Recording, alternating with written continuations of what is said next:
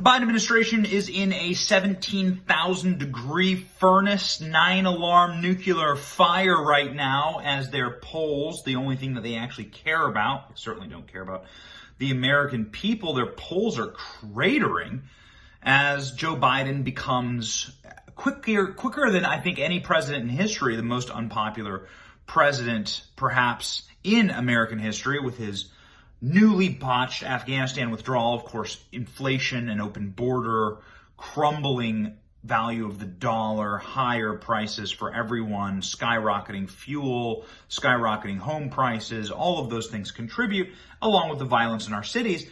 But it's Afghanistan and the botched humiliation that really tanked the guy. Let's go ahead and check the latest polls here. Rasmussen, someone who has been one of the only pollsters to actually consistently get things correct in this country, reports that 45% of likely U.S. voters approve of Joe Biden's performance, 54% disapprove. Holy cannoli.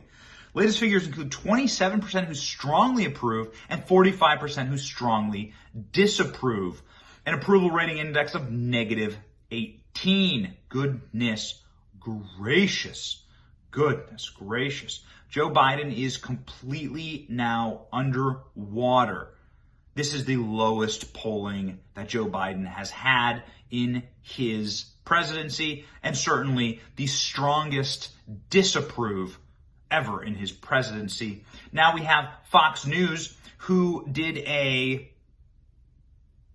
snap poll during Joe Biden's clunky and humiliating speech to the country and asked independents, let's see, how do you rate Joe Biden? They had the live tracking on the screen, and guess what? Joe Biden got an F. Watch. Meanwhile, we've seen the chaos at the airport and elsewhere. Here he is talking about getting Americans and allies out of Afghanistan, which is descending into hell.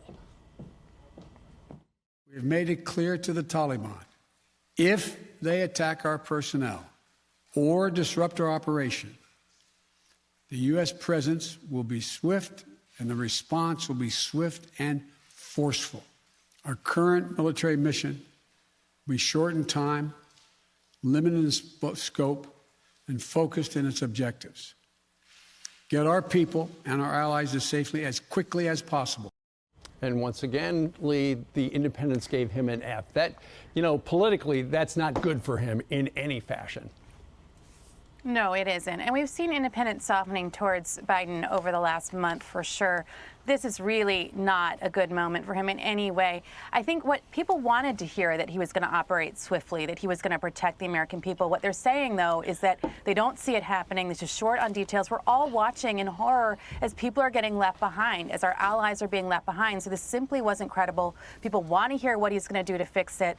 There's so many unanswered questions, and the story here isn't what he did say, it's what he didn't say. People have more questions left now than when he started his speech. He didn't address what's most important to the American people. He's got to be held to account for it.